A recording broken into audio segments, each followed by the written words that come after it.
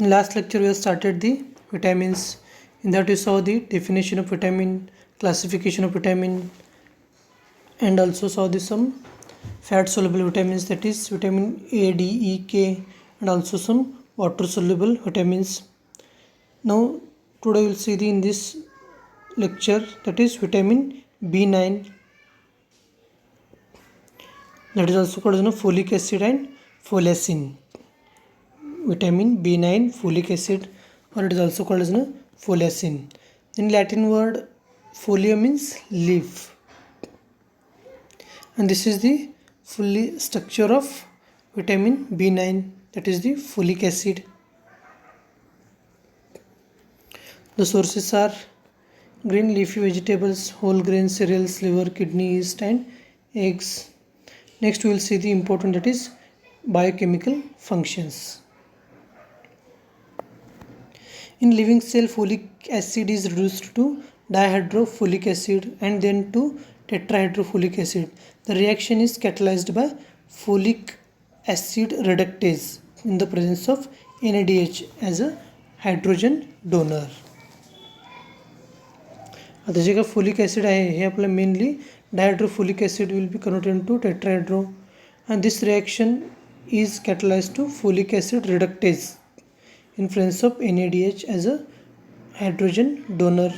Folic acid acts as a coenzyme is involved in the transfer and utilization of single carbon moiety.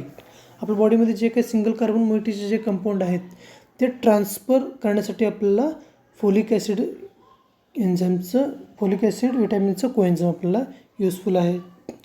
Is also biosynthesis of purines and nucleic acid, histidine. ते purines वगैरे जे काय आहेत हे आपल्याला DNA मध्ये सापडतात.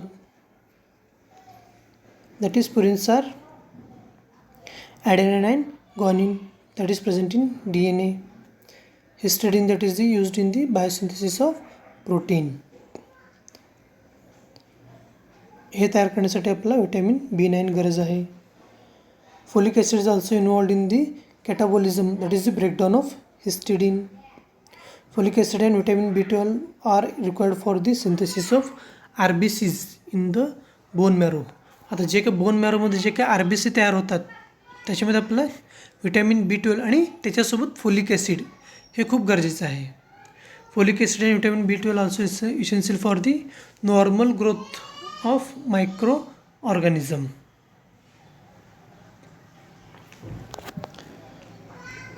These are some biochemical functions. Daily requirements is 200 microgram in adult, 300 to 400 microgram in lactating and pregnant woman. आता याचं डेफिशियन्सी डिसीज असं आहे macrocytic anaemia. This is one type of the anaemia, that is the macrocytic anaemia. Next vitamin आहे vitamin B5, that is also called as pantothenic acid. आता Greek वर्डमध्ये आपण बघितलं pantos, that is means by everywhere. It is also called as chick anti dermatitis. This is the structure of vitamin B5, that is pantothenic acid. It is present in egg, liver, milk, meat, yeast. The biochemical functions, that is very important, that is it plays an important role as a coenzyme A. It is also called as CoA. आपण fat मेटाबॉलिझममध्ये आपण CoA use केलं, that is CoASH वगैरे आपण use केलं आहे. That is the coenzyme of the vitamin B5. That is very important for the in formation of the ATP or generation of the ATP. Coenzyme A is a central molecule involved in all the metabolism process. जे काही metabolism process आहे त्या केसमध्ये आपण कोएन्झाइम A use होतो. Pantothenic acid itself is a component of fatty acid synthase complex and involved in the formation of fatty acid. आता जे काही पॅन्टोथेनिक ॲसिड आहे हे स्वतःच एक फॅटी ॲसिड आहे. त्यासाठी आपण जे काही फॅट मेटाबॉलिझम आहे त्याच्यामध्ये आपण यूज करतो. आता याची डेफिशियन्सी डिसीज काय आहेत? First one is anaemia, fatty liver, decrease steroid synthesis, also burning feet syndrome. चे सिम्पटम्स आहेत pain and numbness, that is the numbness means lack of sensation, त्याला आपण म्हणतो मुंग्या येणं म्हणतो आपण. In the toes, sleeplessness, fatigue, that is the symptoms of vitamin B5 deficiency. The last vitamin in B complex, that is vitamin B12, that is also called as cyanocobalamin. It is also called as anti-pernicious anemia vitamin.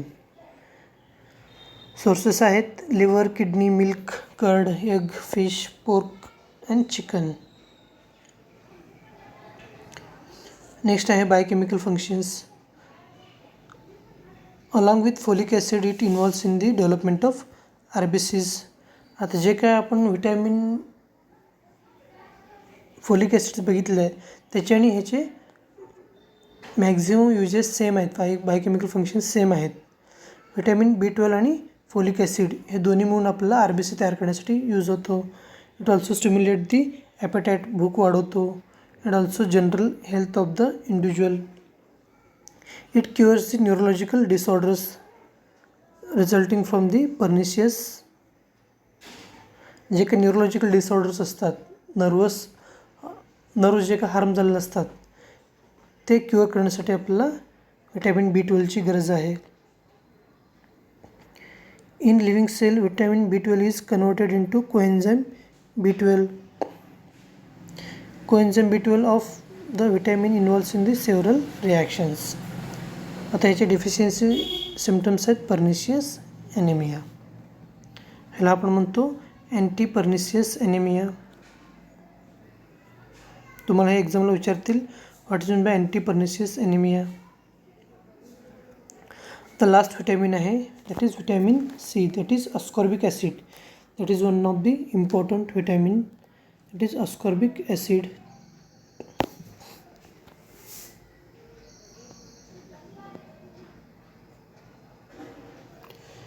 The daily requirement is 60 to 70 milligram per day. आता याचे biological functions आहेत. It involves in the collagen formation. तर collagen means that is the structure of protein. प्रोटीनचं structure तयार करण्यासाठी आपल्याला vitamin C गरज आहे.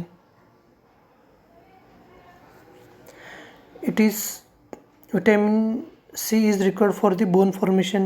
It enhances the iron absorption, so involves in iron and HB metabolism.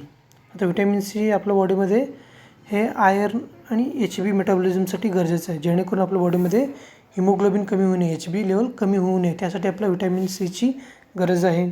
Involves in tryptophan metabolism and tyrosine metabolism. Involves in folic acid metabolism, also involves in peptide hormone synthesis, involved in synthesis of corticosteroid hormone. हे आपलं corticosteroid hormone तयार करण्यासाठी useful आहे. हे आपण lipid चॅप्टरमध्ये बघितले corticosteroid hormone. It is strong antioxidant, so protects the other vitamins from oxidation. आता जर करता आपण व्हिटॅमिन C कुठल्या फॅटवर वगैरे आपण स्प्रे केलो तर आपलं जे काही फॅट आहे ते आपल्याला रॅन्सिड होत नाही, म्हणजे काय ऑक्सिडेशन होत नाही, ते खराब होत नाही. ते प्रोटेक्ट करण्यासाठी आपल्याला व्हिटॅमिन Cची गरज आहे. Play a role in immunological functions, immunity वाढवण्यासाठी आपल्याला ह्याची गरज आहे. Vitamin C also reduces the risk of cataract formation. Cataract means मोतीबिंदू. मोतीबिंदू म्हणजे काय, आपलं जे डोळा आहे डोळ्यावर आपल्याला तर पांढरं लेअर तयार होतो, व्हाईट लेअर तयार होतो, त्याला आपण म्हणतो कॅटरॅक्ट.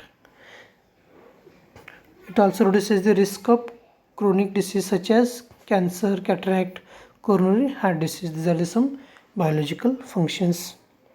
आता जर करता आपल्या बॉडीमध्ये व्हिटॅमिन Cची कमी असेल तर काय डिसीज होऊ शकतो. Deficiency leads to scurvy. It is characterised by spongy and sore gums, loose teeth, anaemia, swollen joints, fragile blood vessels, delayed wound healing, hemorrhage, osteoporosis, that is bone becomes brittle and fragile. आता scurvy म्हणजे काय, आता जे काय आपलं gums आहेत, teeth आहेत, ते लूज होतात आणि आपलं ते स्पॉन्जी म्हणजे असं एकदम आपल्याला त्रासदायक होतो, स्पॉन्जी लाईक आपला अपीअरन्स होतो आणि ॲनिमिया होतो. जे काय आपलं जॉईंट्स आहेत ते that becomes Solan, fragile blood vessels, delayed wound healing and hemorrhage. These are the some deficiency diseases of vitamin C. तर विटॅमिन सीचे सोर्सेस काय आहेत?